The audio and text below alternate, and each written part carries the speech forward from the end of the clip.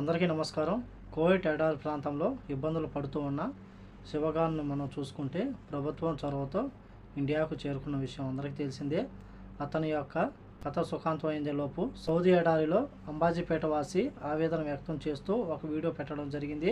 నన్ను ఇండియాకు రప్పించండి అంటూ ప్రాధేయపడుతున్నాడు వీరేంద్ర గారు. తన సెల్ఫీ వీడియో ద్వారా తన యొక్క ఆందోళనను వ్యక్తపరుస్తూ ఉన్నాడు.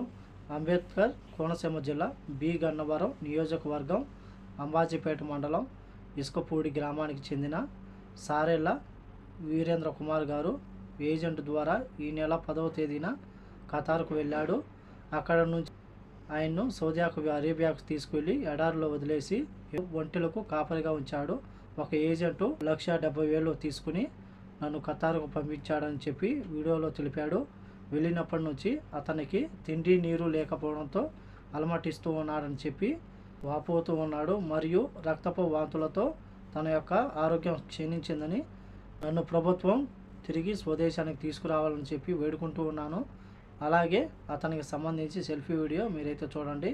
అతను పడుతూ ఉన్న బాధలు చూసిన తర్వాత తప్పకుండా ఎవరైనా సరే సౌదీలో ఉన్నవారు మనవారు తప్పకుండా సహాయం చేయండి. ఇప్పుడైతే వీడియో చూడండి. నా పేరు సరళ వీరేంద్ర కుమార్ అండి. నేను ఒక ఏజెంటు ఖతర్ అని చెప్పి ఖతర్ తీసుకొచ్చి అక్కడి నుంచి సౌదీ అరేబియా తీసుకొచ్చేసారండి ఎడారిలోకి. నేను ఈ నెల 10వ తారీఖున వచ్చానండి ఖతరు. అక్కడి నుంచి 11వ తారీఖున సాయంకాలం నన్ను సౌదీ అరేబియా ఎడారిలోకి తీసుకొచ్చేసారండి. అక్కడ ఆ బాబా నన్ను 4 రోజులు ఉంచుకుని ఆ సౌదీ అరేబియాలోని ఇంకా చాలా దూరంలో తీసుకొచ్చి పడేయారండి ఎడారిలోని. నాకు 11వ తారీఖు నుంచి ఇప్పుడు వరకు నాకు ఆరోగ్యం ఏం బాగోలేదండి. రక్తంతో వాంతులు అయిపోతున్నాయి, ముక్కులంటే రక్తం వచ్చేస్తుందండి. ఇప్పుడు వరకు బాత్రూమ్కి వెళ్ళలేదండి. నేను బాత్రూమ్ రావట్లేదండి. చాలా ఇబ్బందులు ఎదుర్కొన్నానండి.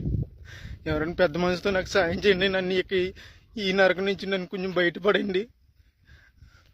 నన్ను ఇక్కడ తీసుకొచ్చిన ఏజెంట్కి నేను వీసాకి 1,70,000 ఇచ్చానండి. 1,70,000 అప్పు చేసి ఇచ్చామండి. నేను మా కుటుంబ సభ్యులందరూ.